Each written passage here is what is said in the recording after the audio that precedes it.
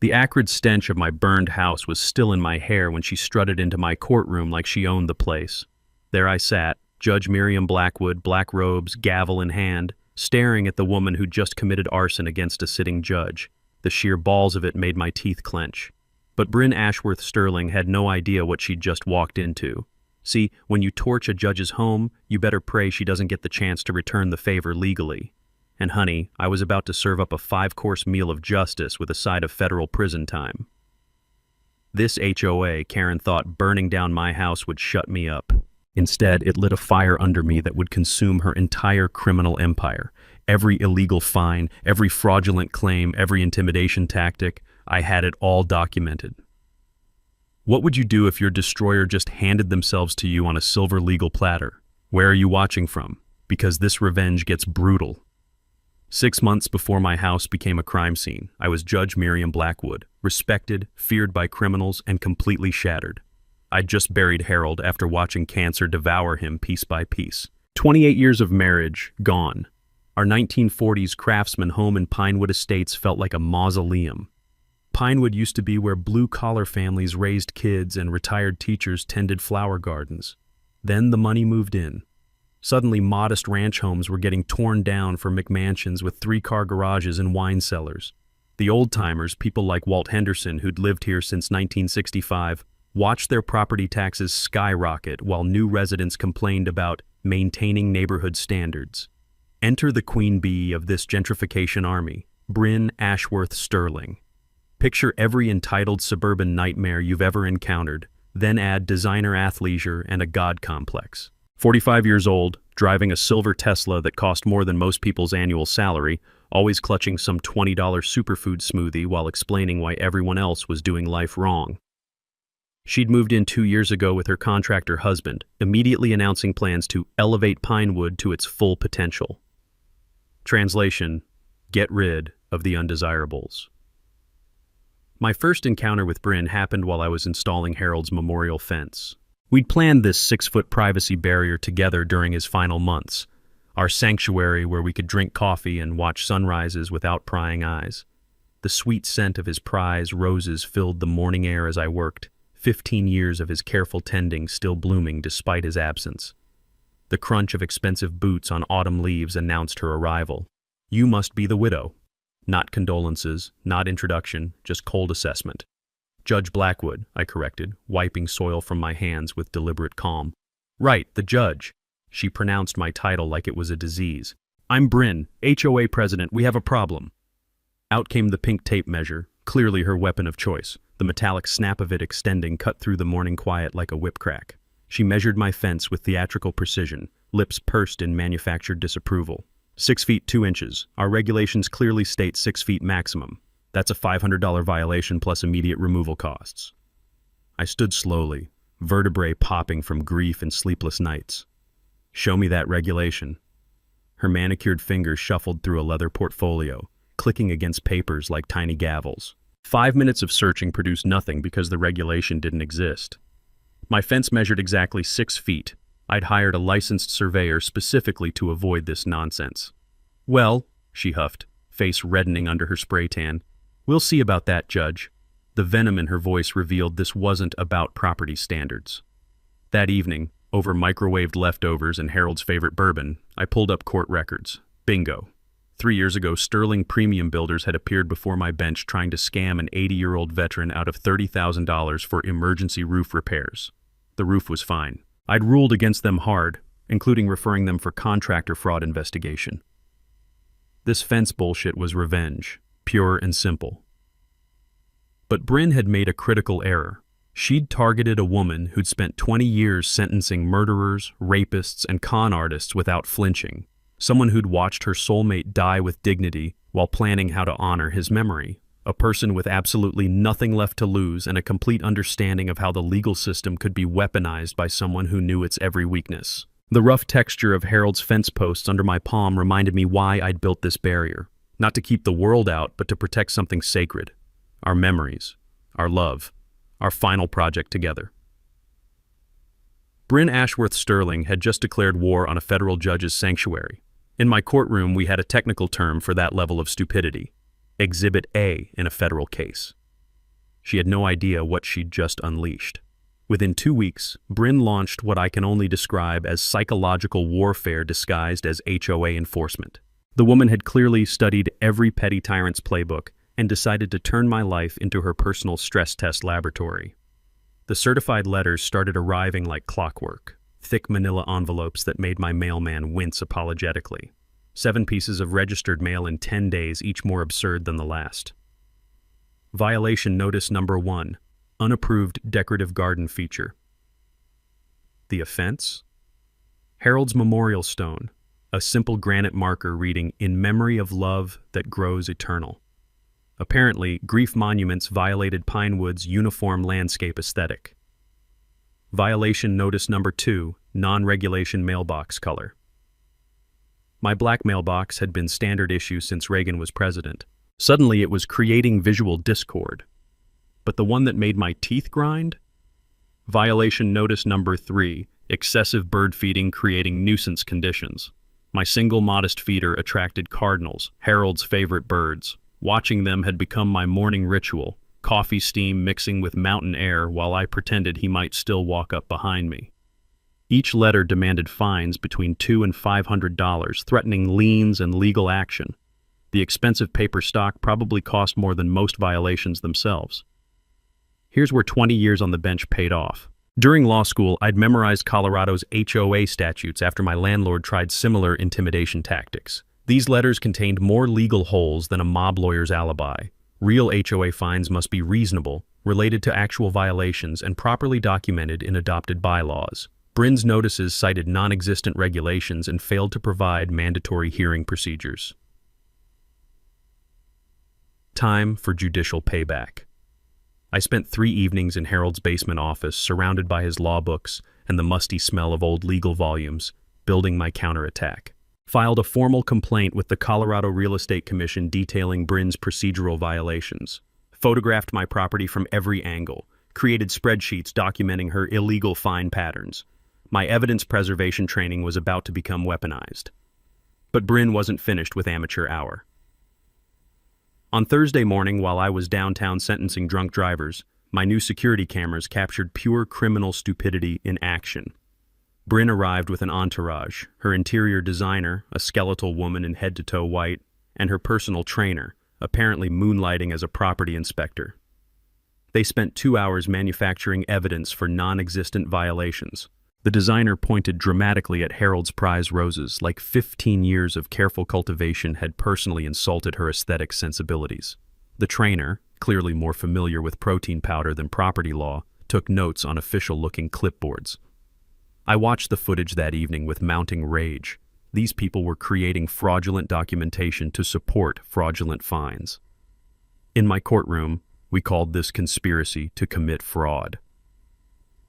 Then Walt Henderson knocked on my door, pipe tobacco mixing with cool evening air as he spoke in worried whispers. "Judge, this Bryn woman's been systematically targeting people. Remember the Rodriguez family? Forced them to remove their Virgin of Guadalupe garden statue, called it non-conforming religious imagery, $800 in fines before they finally sold and moved away." My judicial instincts kicked in. What else? Single mom down the street got fined for her kids' chalk art on their own driveway, said it was defacing common area aesthetics. We're talking about rainbows and hopscotch squares, Judge. The pattern crystallized like evidence falling into place during closing arguments. Bryn wasn't just targeting me, she was running a systematic harassment campaign against anyone who didn't fit her suburban master race fantasy. Hispanic families, single mothers, elderly residents on fixed incomes, and now a widowed judge who'd previously ruled against her husband's contractor scams. This was discrimination wrapped in HOA bureaucracy, backed by fraudulent documentation and illegal fine structures. I'd stumbled into the middle of a much larger criminal enterprise that made my fence dispute look like jaywalking. The scratching sound of my pen documenting these revelations filled Harold's quiet office. He'd always said good legal strategy was like surgery, precise, methodical, and devastatingly effective when executed properly. I was about to perform major surgery on Bryn Ashworth Sterling's little kingdom of petty tyranny. She'd made the classic mistake of targeting someone who understood exactly how to dismantle her operation piece by piece, using the same legal system she'd been bastardizing for her personal vendettas. Harold used to joke that judges were just referees with law degrees and permanent attitudes. Time to show this HOA, Karen, what happens when you pick a fight with someone who writes the rules of engagement for a living. Bryn's next move crossed the line from harassment into felony territory. The woman had apparently decided that if manufactured violations weren't working, actual breaking and entering might send a stronger message. She struck while I was downtown sentencing a wife-beater to 18 months. My security cameras captured every criminal second of her emergency property inspection, a legal authority that existed only in her delusional imagination. There she was, bold as brass in designer yoga pants, strutting through my backyard like she'd bought the deed, pink tape measure in hand, photographing everything from angles that would embarrass a paparazzi stalker. The audacity peaked when she pressed her face against my kitchen window, shading her eyes to peer inside at Harold's coffee mug still sitting on the counter, the one I couldn't bring myself to wash. But Bryn's criminal stupidity reached new heights when she deliberately left my back gate wide open. Not accidentally, deliberately. The security footage showed her yanking it open, checking to make sure the latch wouldn't catch, then walking away with a satisfied smirk. When I arrived home that evening, bone-tired from listening to domestic violence testimony, I found my sanctuary violated, and my worst nightmare realized: Gavel was missing. This 14-year-old tabby wasn't just a pet. He was Harold's final gift to me, rescued from the courthouse parking lot during a thunderstorm 3 years ago. The cat who'd sat on Harold's lap during chemo treatments, purring comfort into his pain. My last living connection to 28 years of marriage. The panic hit like a physical blow. I spent 3 days searching, my voice hoarse from calling his name through every alley and storm drain in a 6-block radius. Walt Henderson organized neighborhood search parties. Even the Rodriguez family, who'd moved away because of Bryn's harassment, drove back to help look. Then came the phone call that made my blood freeze. Judge Blackwood? This is Dr. Martinez at Mountain View Animal Emergency. Someone brought in a cat matching your description. He's in pretty bad shape. I found Gavel barely conscious in an oxygen tent, his ribs broken, severely dehydrated and traumatized beyond recognition. $800 in emergency surgery later, the vet delivered news that made my hands shake with rage.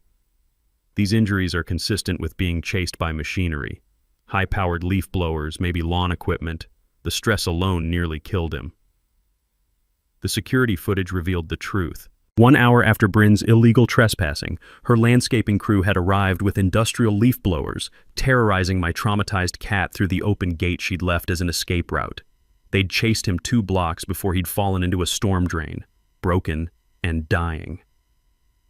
This wasn't harassment anymore.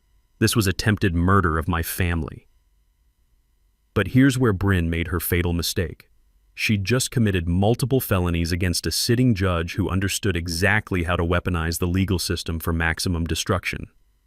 I changed every lock, posted no trespassing signs, and filed criminal charges for unlawful entry and animal cruelty. Then I called Channel 7's Sarah Morgan, a pit bull journalist who specialized in exposing suburban corruption. Judge vs. HOA When Watchdogs Attack aired 3 nights later. Sarah's investigation revealed Bryn's systematic targeting of minority and elderly residents, complete with security footage of her criminal trespassing and the landscaping crew's attack on Gavel. The community response was nuclear. Donation offers poured in, not just for vet bills, but for legal fees to destroy that psychotic HOA witch. Justice for Gavel exploded across social media. 3 law firms offered pro bono services. The Colorado Attorney General's office called to discuss civil rights violations. Most beautifully, 5 more families came forward with similar horror stories.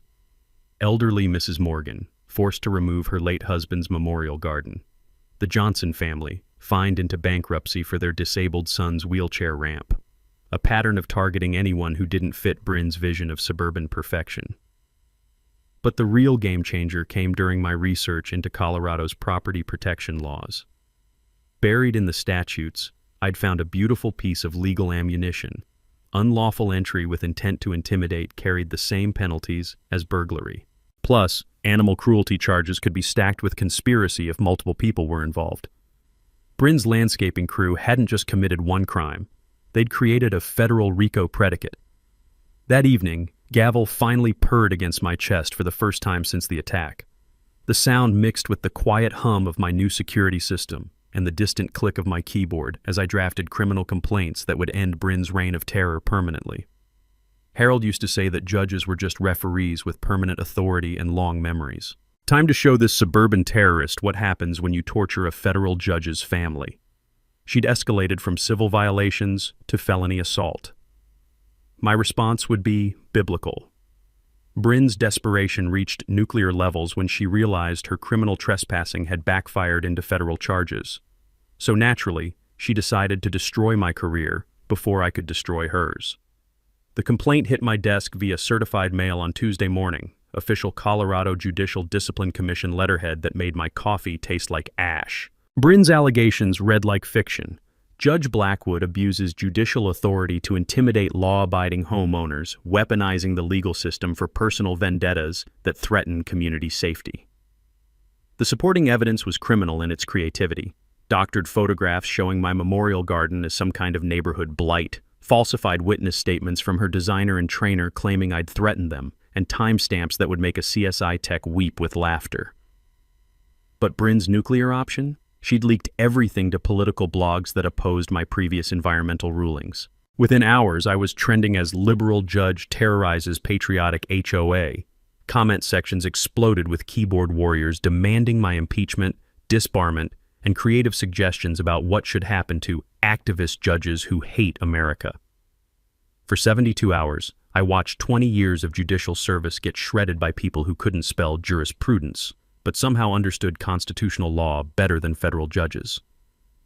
Then my salvation arrived in the form of a silver-haired woman carrying homemade cookies. Patricia Pat Donnelly looked like everyone's retired librarian, sensible cardigan, orthopedic shoes, hands that trembled slightly with age. What she didn't look like was a 25-year FBI veteran who'd specialized in financial crimes and had apparently been conducting surveillance on Bryn for weeks. "Judge, I think you should see this," she said, settling into Harold's chair with the calm confidence of someone used to delivering life-changing news. Pat spread photographs across my kitchen table like playing cards in a high-stakes game. Meet Bethany Sterling of Phoenix, Arizona. 3 insurance claims in 2 years, mysterious flood, convenient electrical fire, and miraculous vandalism. $400,000 in payouts. Disappeared right before the grand jury convened. My judicial training kicked in, recognizing patterns like DNA evidence. She's done this before. Textbook operation. Target established neighborhoods, create conflicts to justify claims, vanish before investigations conclude. Pat's FBI instincts were surgical sharp despite retirement. But here's the beautiful part. She filed her current homeowner's application under false identity. That's federal mail fraud. The documents Pat produced made my prosecutor's heart sing. Bryn's current policy valued her $800,000 house at $2.8 million. Her application contained lies about previous claims, identity changes, and financial history that would make federal prosecutors weep with joy. "She's not harassing you because of old grudges," Pat continued, organizing evidence with professional precision. "You're the distraction. Keep everyone focused on HOA drama while she embezzles association funds and sets up the next accidental fire." The revelation hit like a judicial gavel to the skull. This wasn't personal revenge. It was criminal misdirection. While I'd been fighting fence violations, Bryn had been draining HOA emergency funds and preparing insurance fraud that would devastate the entire community. Pat handed me a manila folder thick enough to choke a defense attorney. Sterling Premium Builders filed bankruptcy last month. Colorado suspended their license for tax evasion. The HOA presidency was never about neighborhood control. It was about accessing community funds for personal use. My harassment wasn't random targeting. It was professional distraction, keeping a federal judge busy with petty disputes while she systematically robbed our community blind. But Pat's final revelation made my blood freeze. She's already filed preliminary insurance claims for developing structural issues and increasing neighborhood safety concerns. Your house isn't just a target, Judge. It's scheduled to be evidence in her next insurance scam. That evening, I sat surrounded by evidence that transformed my personal nightmare into a federal RICO case. bank records showing $340,000 missing from HOA emergency funds, insurance applications containing enough lies to trigger perjury charges, a pattern of targeting minorities and elderly residents that screamed civil rights violations. Bryn hadn't picked me because I'd ruled against her husband. She'd chosen me because terrorizing a federal judge created perfect cover for systematic theft and fraud preparation. But in her criminal arrogance, she'd made one catastrophic miscalculation. Instead of targeting helpless elderly residents, she'd decided to run federal crimes against someone who understood exactly how to dismantle criminal enterprises using every tool in the federal legal arsenal. The soft glow of my computer screen illuminated Harold's office as I began drafting communications to federal prosecutors who specialized in interstate fraud and civil rights violations. My husband always said that patience wasn't just a virtue, it was a weapon when wielded by someone who understood timing. Bryn Ashworth Sterling was about to learn that running insurance scams while terrorizing a federal judge wasn't just stupid, it was life sentence stupid. Time to show this suburban criminal what federal justice looked like when it was personal. The manila envelope Pat slid across my kitchen table felt heavier than a death sentence. Inside were photographs that made my hands tremble and my prosecutor's instincts scream in recognition. "Judge, what I'm about to show you changes everything," Pat said, her voice carrying the weight of 25 years hunting federal criminals. "Bryn Ashworth Sterling doesn't exist." The first photo showed a California driver's license from 2018. Rebecca Ashworth, with Bryn's face smiling back at me. The second revealed Beth Sterling from Phoenix, same woman, different identity. The third made my coffee cup slip from numb fingers. Sandra McKenzie from Detroit, dated 2010, with a federal prisoner ID number stamped across the bottom. "She's a professional community destroyer," Pat explained, organizing evidence with surgical precision. 4 states, 6 identities, systematic HOA infiltration followed by embezzlement and insurance fraud. She's stolen over $4 million in the past decade. My judicial training kicked in, but the personal horror made my voice crack. How many families has she destroyed? 15 confirmed. Always the same pattern. Target established neighborhoods, create harassment campaigns against minorities and elderly residents, embezzle emergency funds, then torch high-value properties for insurance payouts. Pat's FBI instincts were razor-sharp despite retirement. In Sacramento, 3 Hispanic families were driven out before the community center mysteriously burned. Phoenix lost 5 elderly residents to stress-related health problems during her reign of terror.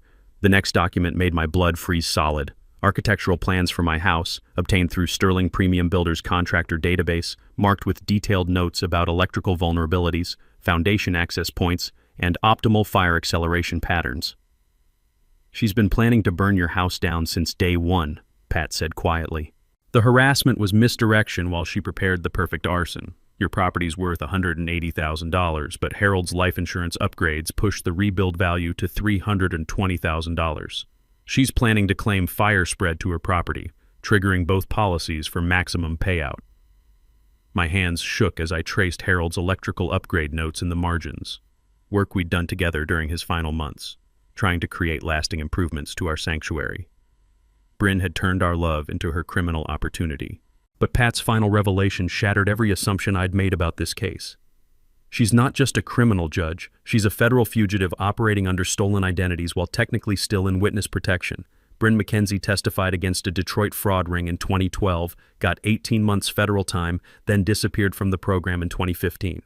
The implications hit like a judicial gavel to the skull. This woman was running organized crime operations while protected by federal witness programs, stealing taxpayer-funded identities to commit the exact crimes she'd supposedly reformed from. The witness protection violation alone carries 10 years federal minimum, Pat continued. Add the multi-state fraud conspiracy, identity theft, and now attempted arson against a federal judge. She's looking at life without parole.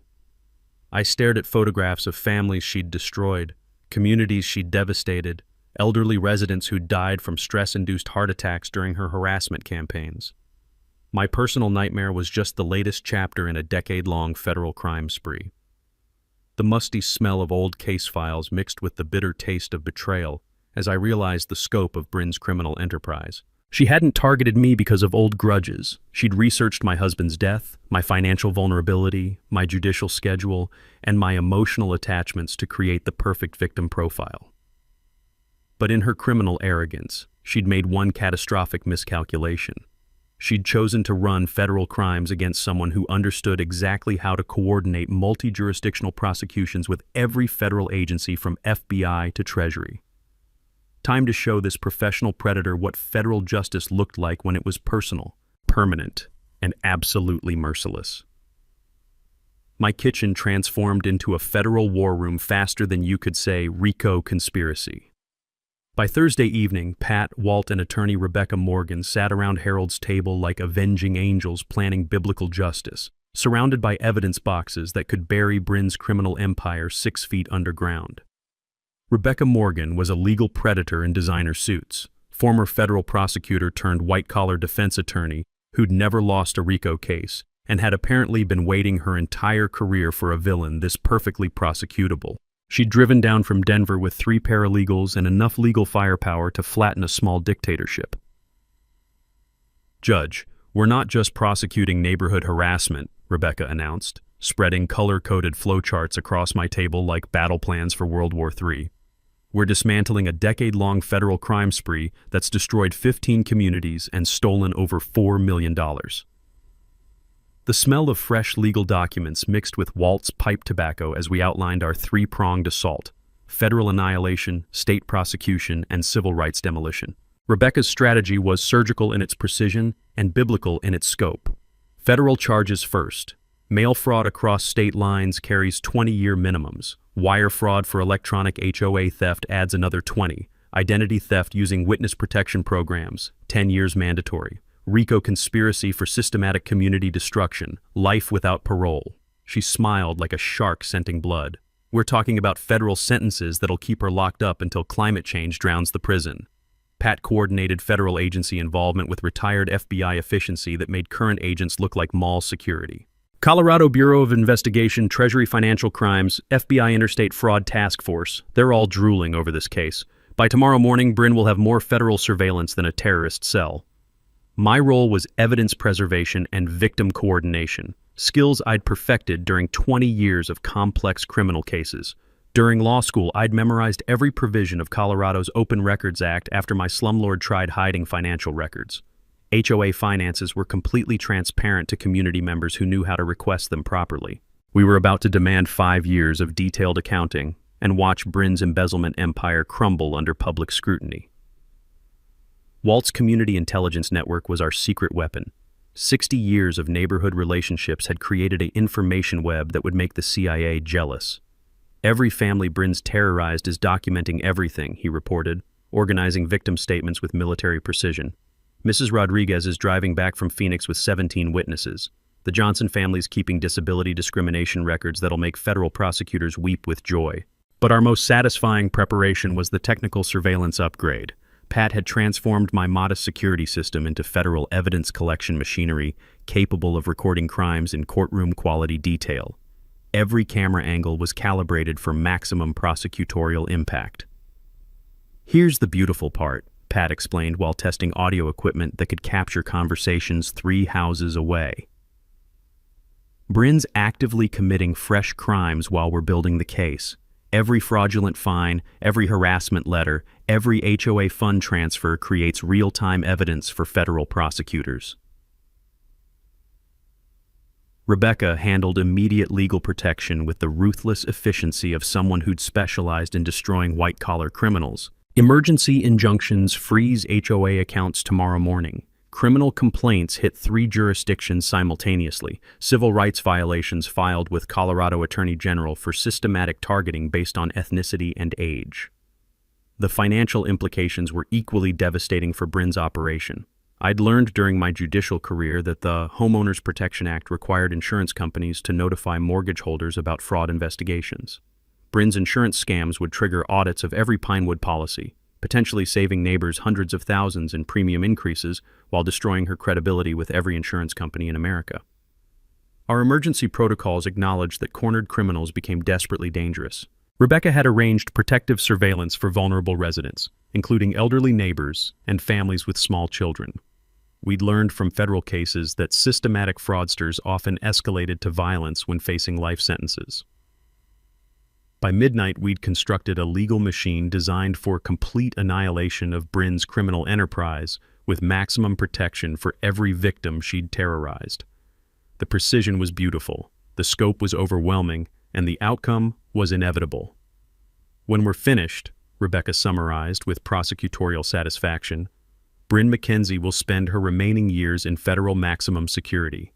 Sterling Premium Builders gets liquidated for victim restitution. Every harassed resident receives compensation plus punitive damages. And we establish legal precedents protecting communities nationwide from similar predators." The quiet hum of my upgraded security system mixed with the soft click of my keyboard as I drafted victim impact statements designed to make federal judges demand maximum sentences. Harold always said that patience wasn't just a virtue, it was a weapon when combined with overwhelming legal force applied at exactly the right psychological moment. Tomorrow morning, professional criminal Bryn Ashworth Sterling would discover that terrorizing a federal judge's community wasn't just catastrophically stupid. It was life sentence guaranteeing, legacy destroying, federal prison ensuring stupid. Time to execute justice with extreme legal prejudice. Bryn's response to our legal offensive proved she'd graduated from petty harassment to full-blown domestic terrorism. Her desperation was about to turn my neighborhood into a crime scene that would make federal prosecutors salivate. The attack came Tuesday afternoon while I was downtown sentencing a wife-beater, perfect alibi timing that Bryn had clearly researched through my public court schedule. My military-grade security system captured every felonious second in evidence quality, high definition. At 2:47 p.m., unmarked trucks disgorged a crew that moved with professional efficiency. These weren't landscapers, they were arson specialists wearing coveralls and carrying equipment designed for one purpose, turning my house into an insurance fire that would spread to Bryn's property for maximum payout. The cameras recorded them creating accelerant highways around my foundation, installing unmarked propane connections near electrical panels, and positioning dead vegetation in patterns that would guarantee fire spread toward Bryn's million-dollar target. The precision was chilling, the criminal intent obvious, and the federal evidence quality absolutely devastating. But Bryn's nuclear-level stupidity peaked when she arrived with Channel 7's news crew, claiming she'd received anonymous tips about dangerous fire hazards at the judge's residence. "Community safety is my only concern," she told Sarah Morgan while standing directly over planted evidence of her own arson conspiracy. "When public officials ignore fire prevention, innocent neighbors could die." The brass balls were impressive. The federal charges would be biblical. My phone erupted with calls from Pat's surveillance network. Walt had photographed the entire crew from multiple angles. Mrs. Rodriguez had recorded license plates that would make police lineups unnecessary. Even our postal worker had documented suspicious activity while delivering what would become the last mail my house might ever receive. Then Fire Marshal Jake Morrison arrived for Bryn's requested safety inspection. Morrison was a 30-year arson investigation veteran whose trained eye spotted planted evidence faster than a federal prosecutor spots plea bargains. "Judge," he said quietly, kneeling beside obviously artificial accelerant patterns, "someone's setting up your house to burn. This isn't code violation. This is premeditated murder." The soil analysis would later reveal professionally applied fire accelerants. Gas connections violated 16 safety codes and bore fingerprints that matched Sterling Premium's contractor database. The placement patterns indicated expert knowledge of fire behavior, insurance investigation procedures, and exactly how to create accidental blazes that would trigger maximum payouts. "Whoever planned this knows how to kill people and make it look like electrical malfunction," Morrison continued, his professional disgust palpable. "These aren't random safety issues. This is systematic preparation for insurance fraud through homicide." But Bryn's desperation reached criminal crescendo when Morrison refused to condemn my property based on planted evidence. Her response was captured on his department-issued body camera, a cash bribery attempt that transformed misdemeanor harassment into federal corruption charges carrying decade-long prison sentences. "Inspector, surely we can handle this situation efficiently," Bryn said, sliding a thick envelope across his clipboard with practiced corruption. "Community safety requires proper documentation, and I'm sure you understand the importance of cooperation." Morrison's body camera recorded every incriminating word, every illegal gesture, and Bryn's shocked expression when he informed her that bribing public officials was federal felony, punishable by 10 years minimum security. The community response was immediate and overwhelming. Pat's intelligence network revealed similar arson preparation at 3 other targeted properties, all owned by elderly residents or minority families. Federal agents swarmed Pinewood like antibodies attacking infection, documenting systematic terrorism that made Bryn's operation look like organized crime. Rebecca Morgan's legal response was swift and merciless. Federal warrants issued within hours for Bryn, her husband, and their entire criminal crew. Bank accounts frozen pending RICO investigation. Sterling premium placed under federal asset forfeiture that would liquidate everything they'd stolen. But the most beautiful irony? Bryn's planted evidence became forensic proof of premeditated arson conspiracy. Her bribery attempt created federal corruption charges that would stack with existing crimes like legal dominoes falling toward life sentences. That evening, I sat surrounded by evidence that would guarantee federal prison for everyone involved in Bryn's criminal enterprise. The acrid smell of planted accelerant still hung in the air, but it no longer smelled like destruction. It smelled like justice being prepared with federal precision. My hands shook as I realized how close I'd come to dying in Harold's house, surrounded by memories of our life together, while Bryn collected insurance money on my corpse. The woman hadn't just planned theft. She'd planned murder disguised as accident. But her criminal overconfidence had destroyed her own operation. Every planted accelerant became federal evidence. Every bribery attempt created additional felony charges. Every witness she'd tried to silence was now cooperating with federal prosecutors who specialized in maximum sentences. The soft hum of federal surveillance equipment mixed with distant sounds of law enforcement agencies coordinating dawn raids that would end Bryn's reign of terror permanently. Harold always said that justice delayed wasn't justice denied. Sometimes it was justice being sharpened to lethal precision. Tomorrow morning, domestic terrorist Bryn Ashworth Sterling would discover that attempting to murder a federal judge carried consequences she'd never imagined. The explosion at 3:17 a.m. ripped me from dreams of Harold into a nightmare that would haunt Bryn Ashworth Sterling for the rest of her federal prison sentence. I was sleeping in Walt's guest room, my own house no longer safe after yesterday's arson preparation, when the blast shook windows 3 blocks away. Through Walt's bedroom window, I watched 28 years of memories erupt into flames that turned night into hellish orange daylight. Harold's house, our sanctuary, the kitchen where we'd planned our retirement, the bedroom where I'd held him during his final nights, the memorial garden where his ashes were scattered among roses he'd tended for 15 years, all of it disappearing into smoke and federal evidence. The fire was so intense that Denver Fire had to establish a 3-block perimeter. Professional arsonists had turned my home into a controlled demolition disguised as electrical malfunction, using techniques that guaranteed maximum destruction and optimal insurance timing. But Bryn's criminal overconfidence had just created the most beautiful trap in federal prosecution history. I stood on Walt's porch in Harold's old bathrobe, watching our life burn while federal arson investigator Marcus Webb coordinated a crime scene that looked like domestic terrorism. "Judge, this wasn't random," he said grimly, thermal imaging revealing accelerant patterns that formed perfect fire highways. "Someone wanted you dead and wanted it to look accidental." The evidence was overwhelming and perfectly preserved. My security system had survived in fireproof housing, capturing every criminal second. Sterling Premium's crew entering at 2:45 a.m., followed by Bryn's husband carrying professional fire acceleration equipment at 3:10 a.m. But the smoking gun came from an unexpected source.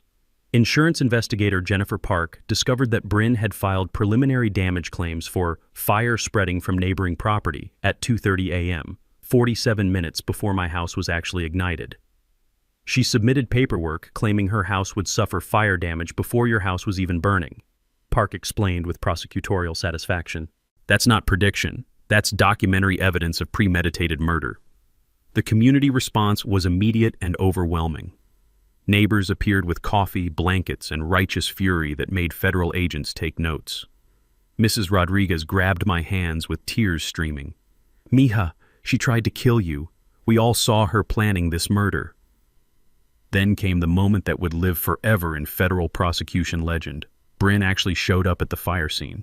The woman appeared in designer athleisure and full makeup at 4:30 a.m., expressing deep community concern to news cameras while standing 50 feet from the house she'd just had torched. Her performance was Academy Award caliber in its complete sociopathic detachment from reality. This tragic accident reinforces why our HOA must maintain strict safety standards, she told Channel 7 with theatrical grief. Judge Blackwood's resistance to proper inspections may have contributed to this devastating loss of life. What she didn't realize was that FBI agents were recording every word for her eventual murder trial, while federal marshals were already preparing dawn arrest warrants based on evidence so overwhelming that plea bargains were mathematically impossible. The financial investigation revealed criminal genius wrapped in homicidal stupidity. Bryn had embezzled $340,000 from HOA funds to finance professional arson. Her insurance policy valued her house at $2.8 million, despite purchasing it for $800,000. The spreading fire damage she'd pre-filed would have triggered payouts exceeding some countries' annual budgets. But federal prosecutors had been monitoring every transaction since Pat's investigation began. Bank records showed payments to known arsonists. Cell phone data placed both criminals at the scene during ignition. Insurance applications contained enough lies to guarantee perjury convictions in all 50 states. Rebecca Morgan's response was swift and biblical. Federal marshals arrested both Ashworth Sterlings during dawn raids broadcast live on national television. Assets seized under RICO forfeiture would compensate victims from 4 states. Sterling premium was liquidated faster than evidence in a shredder. The charges were life sentence beautiful. Attempted murder of a federal judge, first-degree arson, insurance fraud across multiple jurisdictions, money laundering, criminal conspiracy, and RICO violations that would keep them locked up until archaeologists discovered their skeletons. That evening, I sat in Walt's kitchen, surrounded by federal agents who'd traveled from multiple states to coordinate the largest HOA fraud prosecution in American history. The smoke smell still clung to my clothes, but it no longer smelled like destruction. It smelled like justice being prepared at maximum temperature. My house was gone, but Harold's memory lived in the community that had protected me when his sanctuary couldn't. Bryn had tried to murder me in my sleep and ended up creating federal evidence that would keep her locked away until the sun burned out. The soft sound of handcuffs clicking on news footage felt like Harold whispering approval from whatever legal afterlife judges inhabit. Some battles were worth losing everything to win permanently. Tomorrow, domestic terrorist Bryn Ashworth Sterling would discover that attempting to murder a federal judge carried consequences that lasted longer than life sentences. 7 days after my house became a crime scene, Bryn Ashworth Sterling walked into my courtroom in federal custody, orange jumpsuit replacing designer athleisure, facing charges that would keep her locked up until archaeologists discovered her remains. The irony was so perfect it felt like Harold had orchestrated it from the afterlife. My courtroom was packed beyond capacity, standing room only with overflow crowds watching live streams outside. Federal marshals, FBI agents, insurance investigators, and prosecutors from 4 states filled the gallery like an army of justice preparing for biblical warfare. Channel 7 had cameras positioned for maximum dramatic impact. The Colorado Attorney General sat in the front row taking notes for civil rights legislation. Most beautifully, 17 families Bryn had terrorized were present as witnesses, including Mrs. Rodriguez, the Johnson family with their disabled son, and elderly residents who'd been driven from their homes by her systematic harassment campaigns.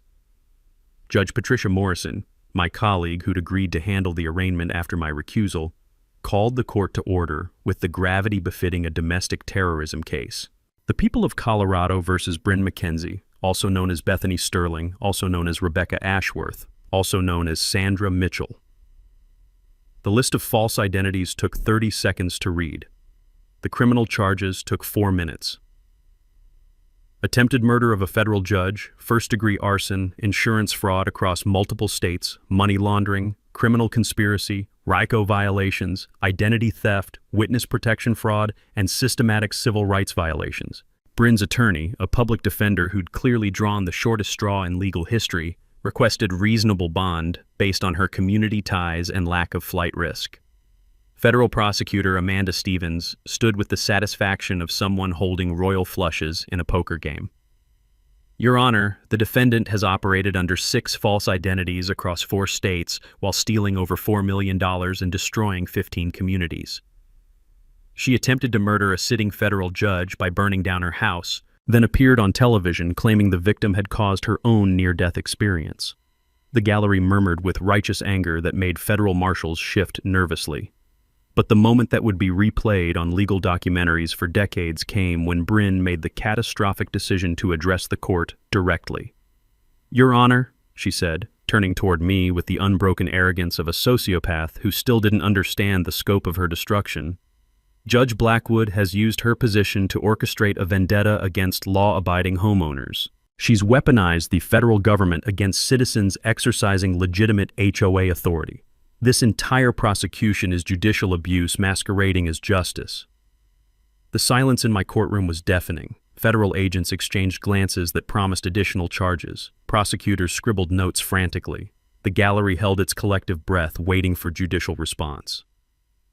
Judge Morrison's voice carried 20 years of federal bench authority when she replied, "Ms. Mackenzie, you stand accused of attempting to murder a federal judge by burning down her house while she slept. You embezzled hundreds of thousands of dollars from community emergency funds. You operated under false identities while terrorizing elderly and minority residents. You filed fraudulent insurance claims totaling millions of dollars across multiple states." She paused, letting the weight of federal justice settle over the courtroom like a burial shroud. "The evidence against you includes security footage of the arson, recorded bribery attempts, documented harassment campaigns, financial records of systematic theft, and insurance applications containing lies that constitute federal perjury. You are not a victim of judicial vendetta. You are a domestic terrorist who targeted a federal judge's community for systematic destruction." The mic drop moment came when Morrison continued. "Furthermore, this court has reviewed evidence that you've destroyed 15 communities and displaced over 200 families through identical fraud schemes. Your pattern of targeting elderly and minority residents constitutes systematic civil rights violations that will be prosecuted to the fullest extent of federal law." Bryn's face crumpled as the reality of life sentences crashed through her sociopathic delusions. Her attorney whispered frantically about plea bargains that everyone knew were mathematically impossible given the overwhelming evidence. "Bond is denied," Judge Morrison declared with finality that echoed through packed galleries. "The defendant poses an extreme flight risk and danger to community safety. Remand to federal custody pending trial." The gallery erupted in applause that federal marshals didn't even attempt to suppress. Mrs. Rodriguez sobbed with relief. Walt pumped his fist like his team had won the World Series. 17 families who'd been terrorized by Bryn's criminal enterprise finally witnessed justice being served at maximum temperature. As federal marshals led Bryn away in chains, she turned toward me one final time with hatred that could have powered small cities. "This isn't over, Judge. You'll never prove I specifically targeted you for murder." The courtroom fell silent as I stood, black robes carrying 20 years of federal authority, and delivered the words that would close this chapter of domestic terrorism forever. "Mrs. Mackenzie, the court finds your confession that this was indeed targeted harassment to be duly noted for sentencing purposes. Federal prosecutors now have documented admission of premeditated intent. Thank you for eliminating any remaining reasonable doubt."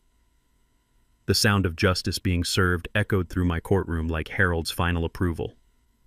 2 years later, I stood in my rebuilt kitchen watching Cardinals feast at Harold's memorial feeder, while federal maximum security served Bryn Mackenzie her daily helping of justice.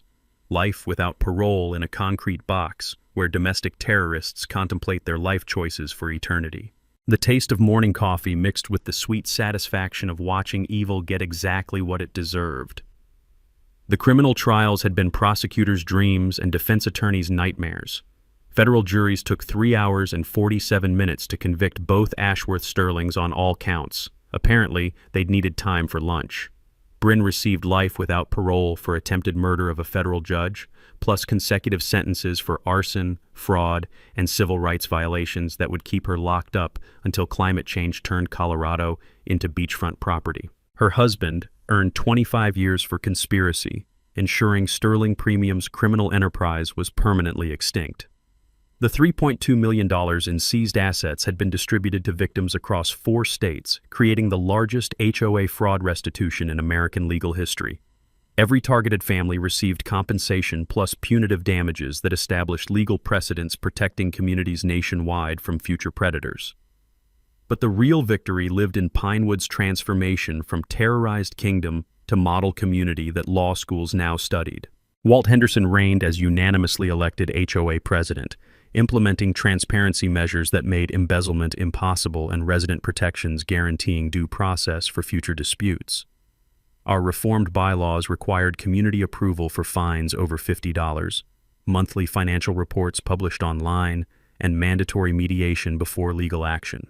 Most beautifully, systematic targeting based on ethnicity, age, or economic status was explicitly prohibited with automatic removal for violating board members. The ripple effects had spread like wildfire through American suburbs. Colorado's Pinewood Protection Act required HOA financial transparency, limited fine authority, and established state oversight for communities with systematic complaint patterns. 15 other states adopted similar legislation, protecting millions from future Bryn Mackenzies, while their inspiration rotted in federal prison. The Judge Harold Blackwood Memorial Scholarship had grown beyond our wildest dreams. Documentary rights, book sales, and donations from grateful communities had raised $750,000, supporting first-generation college students studying community law and civil rights. This year's star recipient was Maria Rodriguez, daughter of the family Bryn had terrorized, now heading to Harvard Law with dreams of protecting vulnerable communities nationwide. Our annual Pinewood Justice Festival drew thousands celebrating community triumph over individual evil. Local vendors donated proceeds to legal defense funds helping other neighborhoods fight corruption. Walt's Bluegrass Band headlined, while Pat Donnelly ran packed workshops on financial crime investigation that had helped residents in 47 states identify and prosecute HOA fraud. The festival combined celebration with education through our Community Resource Center, helping neighborhoods recognize harassment patterns, document financial crimes, and coordinate federal investigations. 41 copycat criminals had been arrested using our model, saving thousands of families from Bryn's fate. My judicial career had earned national recognition for maintaining ethics under extreme pressure, leading to speaking engagements at law schools about protecting community rights while preserving judicial integrity. The American Bar Association created the Blackwood Award, recognizing judges who demonstrated courage defending civil rights against systematic oppression. But personal victory meant more than professional recognition. Gavel had recovered completely, now ruling our rebuilt sanctuary with feline authority that would intimidate federal marshals. The memorial garden bloomed more magnificently than ever, Harold's roses thriving in soil enriched by community love and protected by security, ensuring no future terrorism.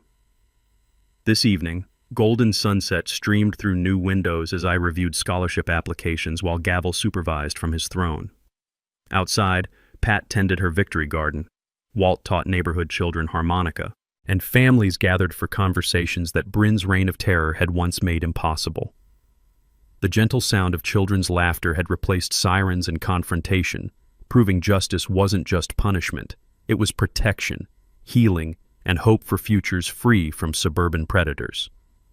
Here's my message for anyone battling HOA nightmares or petty tyrants with measuring tapes. Document everything, organize your neighbors, and remember that bullies only win when good people stay silent.